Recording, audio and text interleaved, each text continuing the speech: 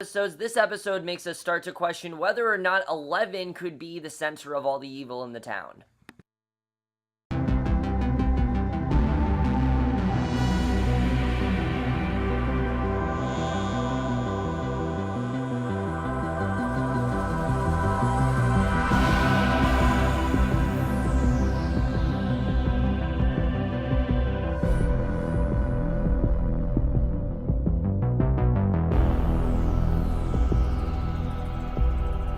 Hey guys, camera for Stranger Things, Season 1, Episode 5, Chapter 5, The Flea and the Acrobat, and obviously we're looking forward to this episode. You guys know I've really been loving this show, and once again, great episode. I really did love this episode. I thought there was some really crazy stuff that happened here. I mean, this by far is the most eventful episode we've had of Stranger Things, I think, since the premiere. There was so much shit that went down in this episode. There's so much to talk about.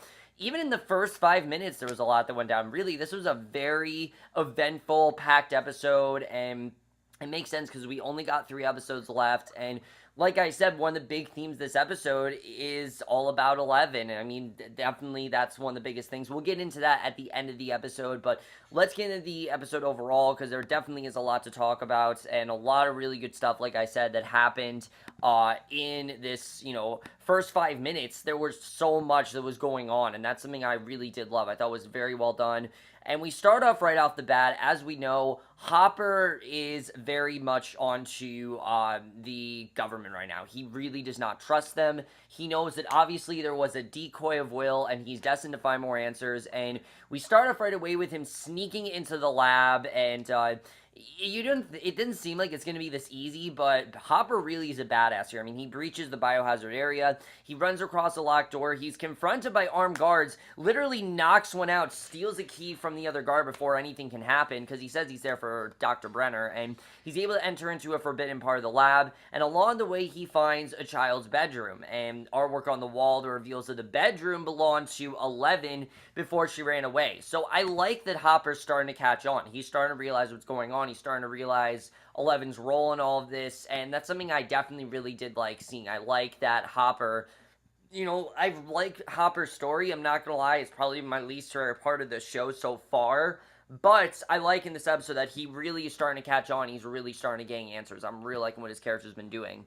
So we're then brought back to the gang, who are now discussing Will being alive and what he was saying, and we're finally given a name for the alternate dimension, which is now called the Upside Down. And 11 had previously demonstrated this by flipping the Dungeon Dragon board upside down to demonstrate where Will was and what was chasing him. Because, of course, Mike knows that Will's alive. He's wondering what Will was saying, and she said that he was talking about the Upside Down. And Dustin's explanation of the Veil of Shadows as a place of decay and death is given while we observe what Hopper is seeing as it ventures into a forbidden part of the lab where the creatures appeared from, and Hopper encounters a lab that has been embraced, and he's taken in by the Upside Down dimension.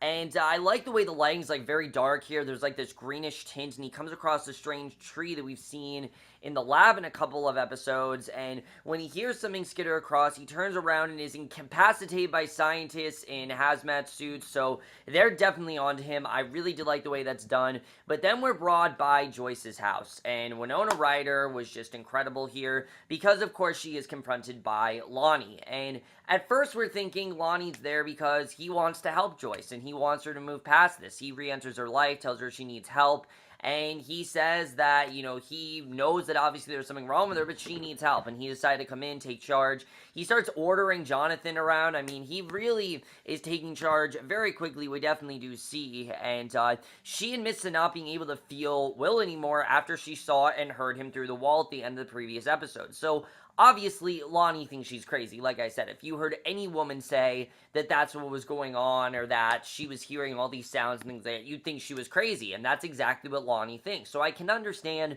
why Lonnie thinks she's crazy. I think that's perfectly understandable, what's going on there. I thought that definitely was very well done. And he basically wants to help her and everything, but then Jonathan walks in the second he sees Lonnie, wonders what he's doing there, and that is how the episode starts. Like I said, so much was going on in those first 4 minutes, and I really did love that. It's probably the most eventful stuff we've had in the show so far. I really did love that, and it really sets us up for what I think is the best episode of this show. I mean, really every episode seems to be getting better and better, but basically we see that the main event this episode is Will's funeral. Even though Joyce and Jonathan are, pretty much in complete against this funeral, knowing that he's alive, they still attend this funeral despite the belief that he's alive and everything, somewhere, somehow. Hopper then wakes up in a panic after he was caught in the lab. He finds a bug in his trailer, and he knows there's a full-blown conspiracy here, and he's definitely starting to catch on to them. He doesn't really know what extent, obviously, but he definitely knows that there's something going on, and I really did think that was interesting to watch. And basically, like I said, Lonnie starts ordering Jonathan around. He's quick to dismiss Joyce as crazy. However, given the state he finds her in, it's not too hard to dismiss her, we definitely see. And I liked the way that this funeral montage was done, because you can see everyone getting ready for the funeral, and a lot of people are very distracted.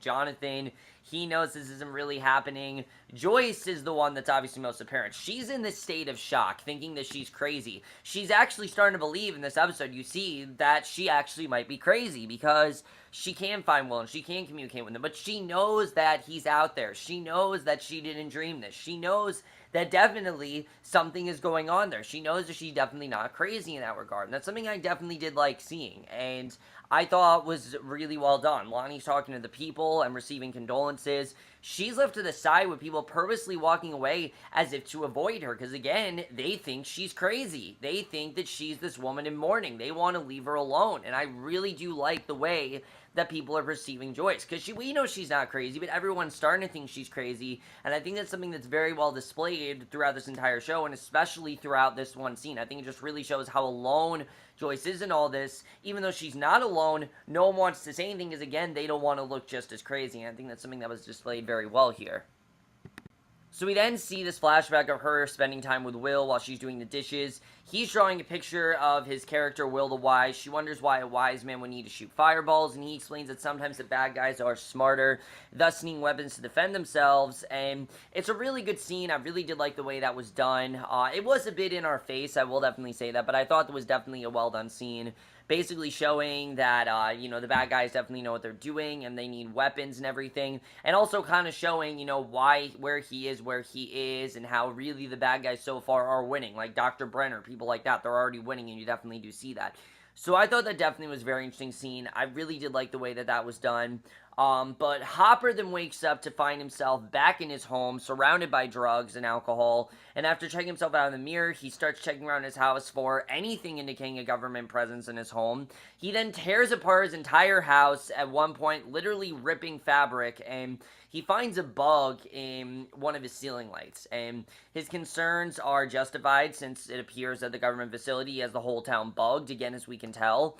And Brenner makes a brief appearance in order to listen to the conversation that Will had with his mother, and the one that was overheard by the gang when Eleven made the connection with Will in the Upside Down. And this is how he discovers where Eleven is located. And again, we're definitely starting to see that he wants to use Eleven for government purposes. Definitely. He wants to use it for evil intent, and I think that definitely was very interesting. And Jonathan and Nancy then meet up together after the funeral to discuss the creature. And as we know, they now are both in very similar spots, because they both know that someone they care about is alive, and they're both willing to put aside things to find them. And I will say that I didn't love all the Jonathan and Nancy stuff. I thought some of the stuff here was really stupid, like Nancy calling Steven a good guy. I mean, are you kidding me, really? We go through 4 episodes of her clearly seeing that he's a shallow guy, and now she's saying he's a good guy. I don't see it. I don't know why she thinks that, but we learned some information about how far the creatures reaches, and Jonathan's mapped out the sightings of where the creature has been found,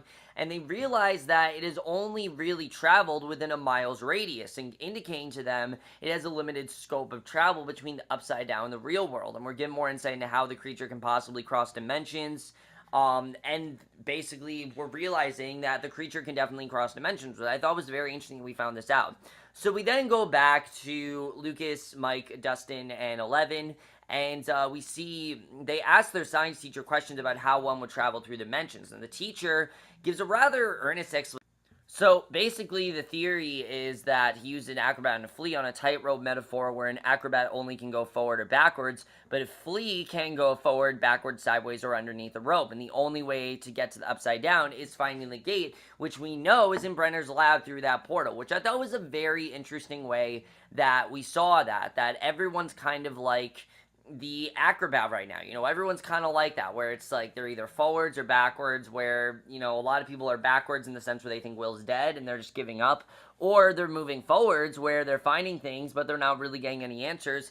They need to be like the Flea, the one that can go forward, backwards, sideways, or underneath a rope, and the person that can do that is 11. So they basically feel that 11 is that Flea, and I think that definitely was a very interesting analogy. I like the way that was done. I like the way the show used that analogy to kind of propel forward the story for the rest of the episode. I thought that definitely was very interesting. It's the name of the episode for a reason. So Hopper then learns that state police keep finding their way into this case when they report that they found Barb's car at a bus station to play into the narrative that she ran away. Obviously, they're trying to make it seem like nothing happened to her, that she didn't disappear. And again, you can definitely tell there's some sort of government conspiracy. Obviously, because they're trying to hide something. We don't really know what they're trying to hide exactly.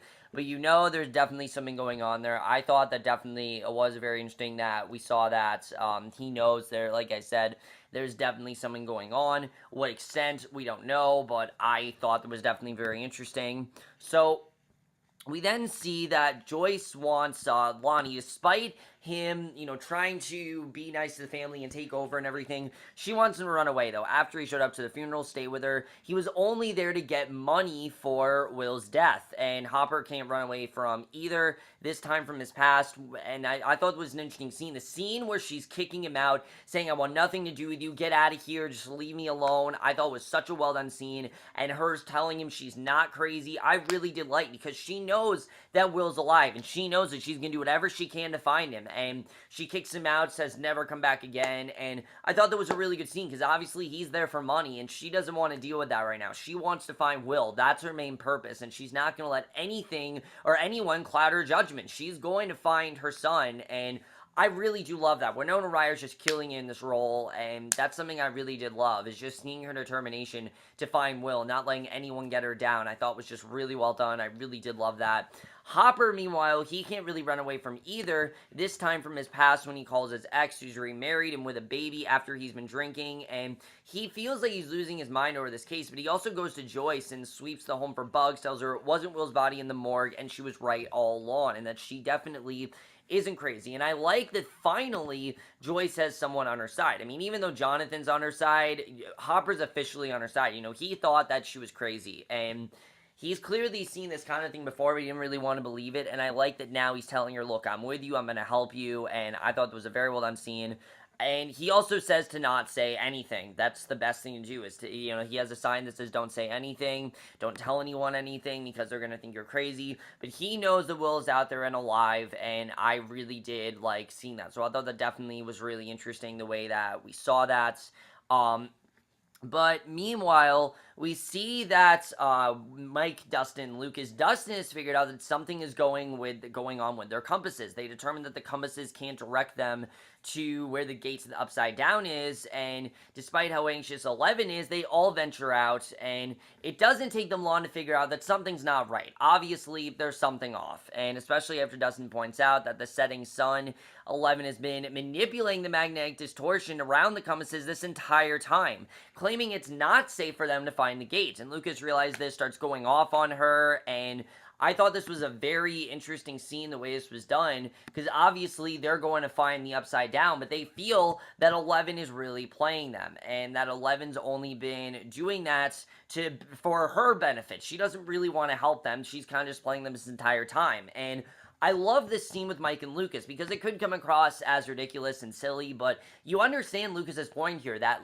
Mike only wants to believe L11 because she's the only girl that hasn't made fun of him, and she's someone that genuinely seems to care about him, and they start just duking it out. Like, it was pretty crazy how far that went, and it's until 11, overwhelmed with fear and emotion, she used her powers to knock Lucas back, knock him unconscious, and this really starts to upset everyone. I mean, even Mike is saying, you know, why the hell did you do this? What are you thinking? And I can totally understand why Mike's obviously upset, because, you know, he didn't mean for 11 to hurt anyone. I don't know why she did it, but that's exactly what she did. She hurt Lucas, and we don't really know what's going to happen with that, so I thought that definitely was very interesting.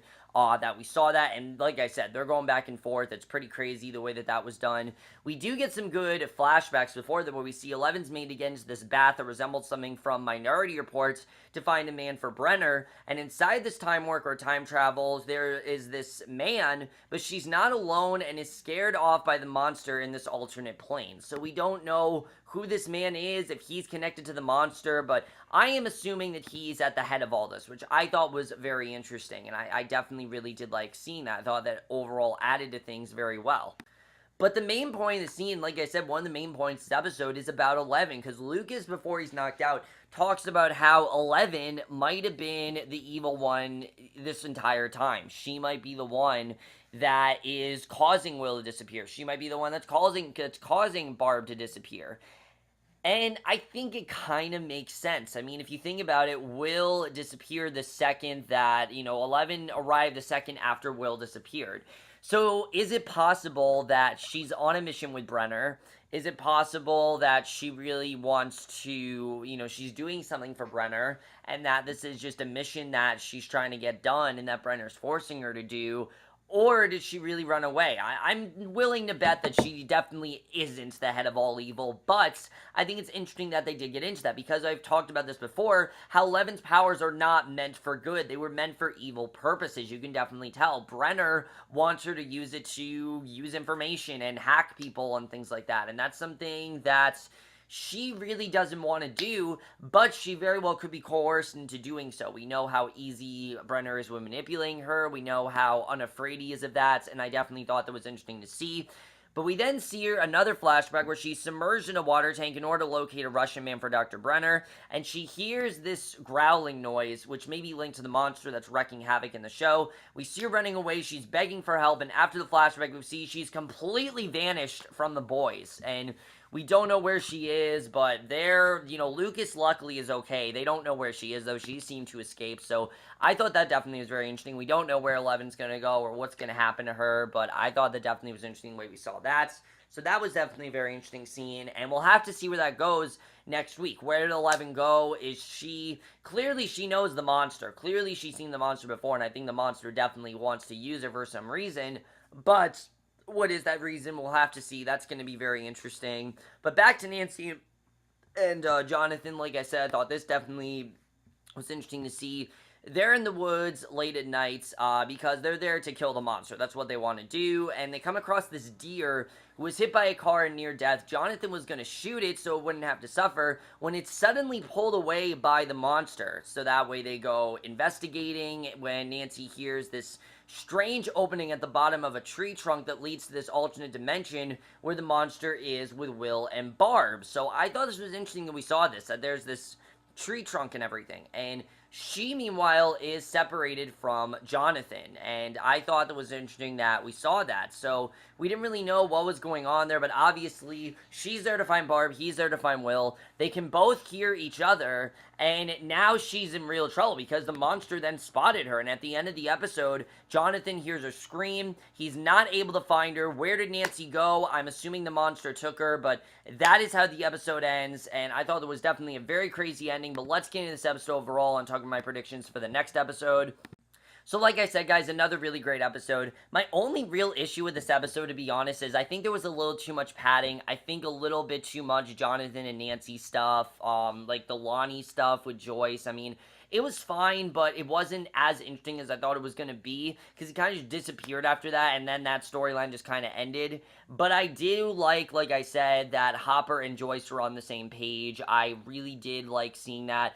My biggest question right now, though, is did Nancy just disappear? I'm assuming that she did. I'm assuming that Nancy just got taken by the monster. We now know the monster saw her, so obviously I'm assuming she's taken to the Upside Down, but we don't really know what's going to happen there if she's in the Upside Down. And what is 11's role in all this? Obviously she knows the monster. Obviously she has these powers. What is her role in this? We don't really know. I'm sure we're going to find out soon, but right now we don't really know. Is Lucas right? Is she really part of the evil? Is this really just a mission that Brenner wants her to go on? Does he know the monster? I mean, I don't think that Brenner knows the monster. We saw that scene in the last episode where that man went to the portal and they just straight out disappeared. So I don't think that he knows the monster, but we'll have to see where that goes. And I like the fact that they're not really trusting 11 right now, that they think think 11 could be a monster. I think it was definitely interesting that we saw that. Now, where'd she go? Did she just run away? What happened to her? We don't really know. I think that's going to be interesting as well, as to what happened with her. I'm looking forward to seeing what happens with that.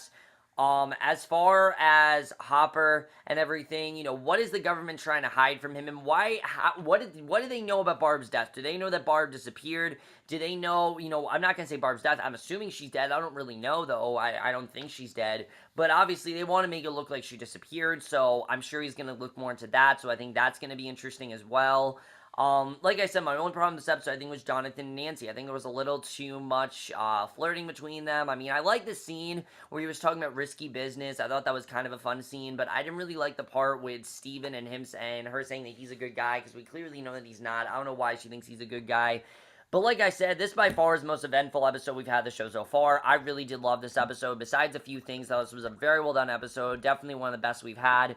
Let me know what you guys saw this episode. Love to your thoughts on it. We have 3 episodes left now. I know these reviews are shorter, guys, but there really isn't a ton to talk about in these episodes because, you know, they're very straightforward. And I'm going to review the last 3 episodes. Hopefully, I'm going to review this I'm going to be done by the weekend. Hopefully, I don't know. I think I will be. But let me know what you guys saw this episode. Love to your thoughts on it. And I will see you guys in my next, which will be for this week of Big Brother. I know you guys were expecting me to review it last night, but there's something going on tonight. I don't really know what it is. I don't know if it's important or not, but either way, I'm going to review Big Brother tonight, and I will see you guys for that. Okay, bye.